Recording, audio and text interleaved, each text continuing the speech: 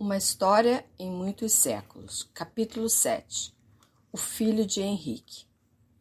Meu nome é Thomas Henrique McCormick. Nasci na Ilha Grande em 19 de abril de 1831 e por pouco tempo estive fora deste lugar. Fui filho único e meus pais depositaram em mim tudo o que podiam. Meu pai era médico e não pertencia ao Brasil. Minha mãe era natural da Ilha Grande. Muitos familiares de minha mãe viviam perto de nós na fazenda da Longa. Eu era um menino tranquilo e estudioso. Nascida em abril, eu tinha um gênio forte, mas amigável. Passei grande parte da minha infância na Longa, brincando com a meninada, primos e filhos dos escravos, a quem eu tinha muito apreço. Vivíamos na praia, pescando, andando pelo mato, sem nos importar muito com as coisas. Às vezes ajudava meu pai no consultório e ali fui desenvolvendo a vontade de também curar os pacientes. Por minha vontade e de meu pai, comecei a estudar muito sério e prestava meus exames no Colégio Freese. Por várias vezes fui muito bem colocado nos exames, com os resultados sendo publicados nos jornais da corte. Não era fácil sair da Ilha Grande pelos anos de 1843, 44, 45 e 46, para estudar em Nova Friburgo. A exigência era grande, mas para meu pai aquilo era muito importante. Ele vinha de uma família grande que deixara na Irlanda. Às vezes ele recebia correspondência e combinava com meus avós e tios que me levaria à Irlanda para conhecê-los um dia. Meu pai trabalhava muito e minha mãe também o ajudava.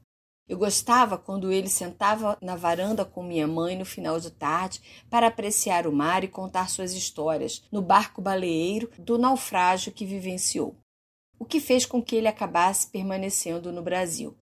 Na verdade, acho que meu pai se encantou com o clima, a flora e as belezas da Ilha Grande. Ele achava tudo aqui exuberante e bonito, mas não concordava muito com a forma como as coisas aconteciam. Embora tivéssemos escravos, meu pai nos maltratava como os outros fazendeiros. Quando ele não estava, era minha mãe quem cuidava de estabelecer as coisas. Depois que eu terminei meus estudos aqui, meu pai resolveu que iria para a Inglaterra estudar. Toda a viagem planejada, toda a vida planejada, acho que meu pai queria mostrar que havia progredido. O que era verdade, ele tinha muita terra em Angra e na ilha. Tinha bens móveis e escravos que eram também propriedade e valiam dinheiro. Eu me inteirava de tudo quando já estava prestes a viajar.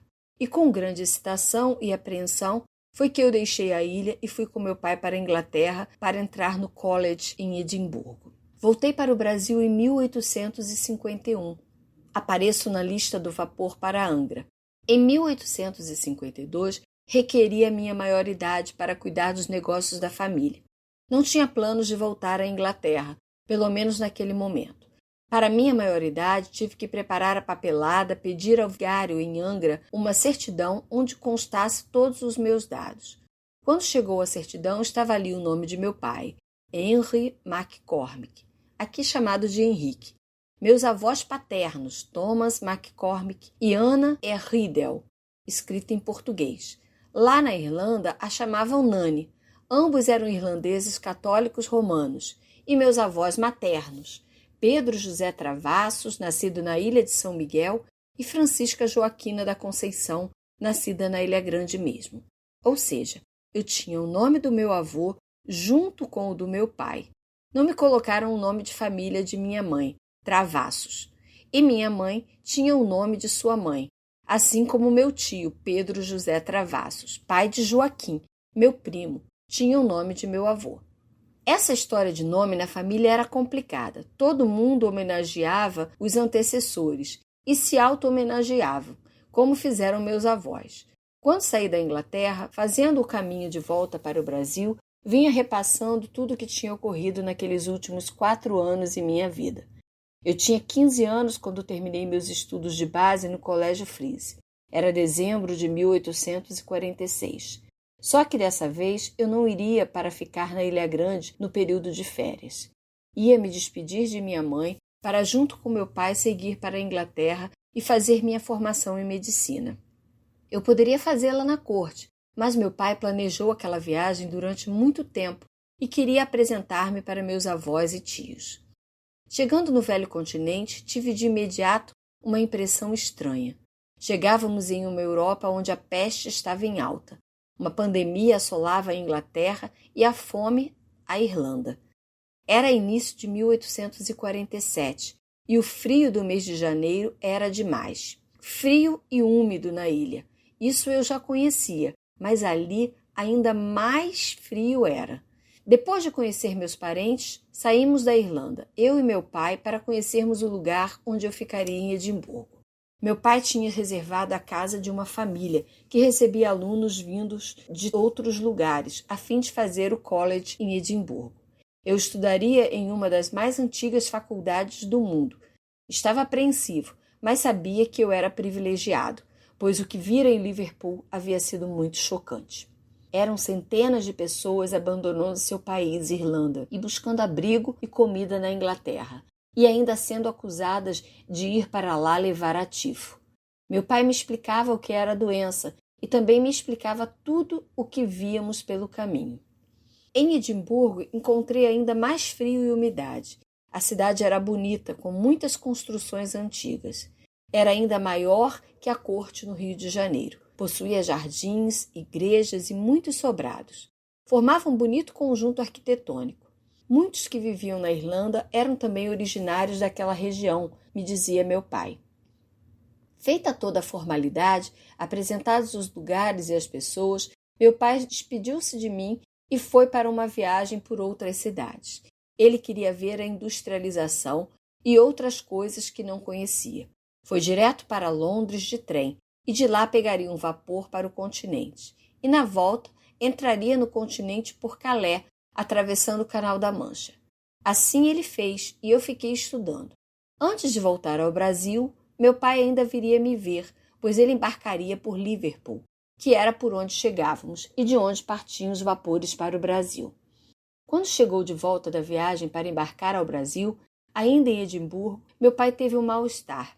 Como médico, talvez ele soubesse o que tinha. Pediu para mim levá-lo ao hospital, pois acreditava que era preciso fazer uma cirurgia.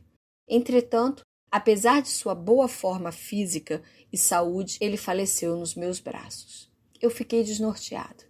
Quem me ajudou com os preparos foram os meus tutores. Tivemos que organizar todas as coisas para seu enterro. Eu, com 15 anos, sempre protegido por meu pai e minha mãe, me vi ali sozinho, sem saber o que fazer. Pensei em pegar um navio no lugar do meu pai e voltar imediatamente para o Brasil. Mas os tutores não deixaram. Enterramos meu pai e eu deveria escrever à minha mãe Francisca sobre o que tinha acontecido. Enterrei meu pai e escrevi à minha mãe contando os fatos. A vida no college ocupou meus dias e assim vivi o resto do tempo que ali estava. Minha mãe me escrevia e eu escrevia para ela dando conta de tudo que fazia, e ela me escrevia mandando dinheiro para pagar as despesas. Não era fácil viver ali sozinho, com saudade de todos, embora eu já estivesse acostumado com a vida no Colégio Freise. Ali eu falava outra língua todo o tempo. Eu sabia o inglês que tinha aprendido no colégio e que falava com meu pai, mas esse, por tradição, em casa falava o gaélico, língua que, embora os ingleses se esforçassem para apagar, não conseguiam. Eu também lia em outra língua. Minha dificuldade surgia mesmo no aspecto climático, por causa do frio. Eu não gostava de sentir frio, pois fazia sentir-me ainda mais abandonado. Na casa tinha lareira e mais um monte de cobertas, mas não era suficiente para quem vinha dos trópicos e gostava de correr pela areia ao sol.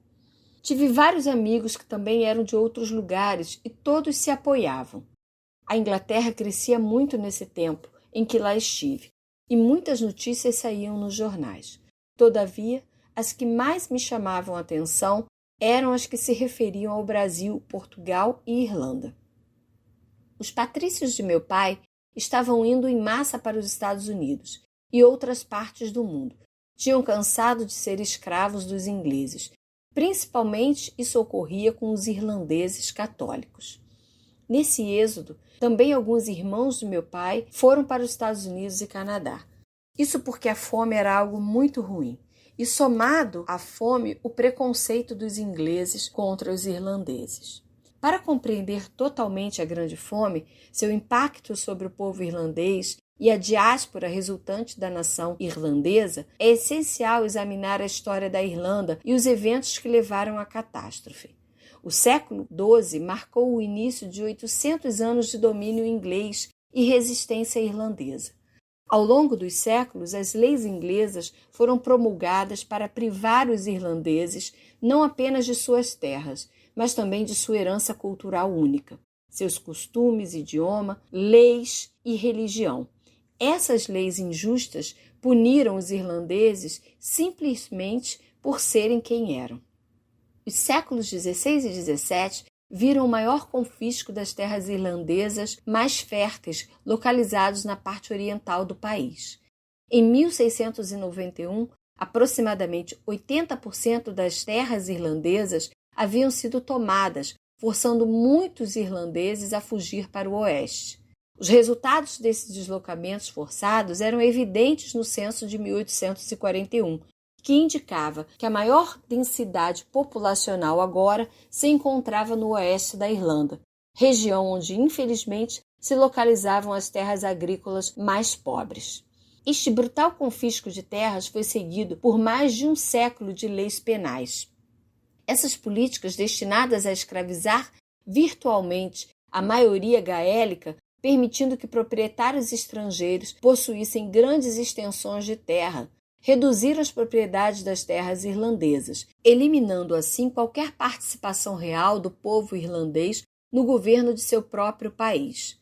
Para votar, era preciso possuir uma propriedade. A terra era geralmente possuída como grandes propriedades por latifúndios ingleses ausentes, que a subdividiam em parcelas menores, e então a alugavam a taxas predatórias para os seus inquilinos irlandeses. Ironicamente, muitas vezes para os mesmos inquilinos cujas famílias já possuíam a terra. Os empobrecidos fazendeiros irlandeses evitaram o despejo pagando altos aluguéis com as safras que cultivavam. No entanto, para sustentar suas famílias, os inquilinos precisavam encontrar uma safra adicional para cultivar para sua própria alimentação, uma colheita que prosperava até mesmo nos solos mais pobres. Com sua capacidade de produzir um grande rendimento, seu alto conteúdo calórico e seu rico suprimento de vitamina C, potássio e carboidratos, a batata tornou-se a solução perfeita para matar a fome. Como praticamente nenhum alimento alternativo estava disponível, a batata tornou-se o alimento básico da dieta irlandesa. Assim, o cenário foi montado para uma catástrofe quando esta fonte foi perdida.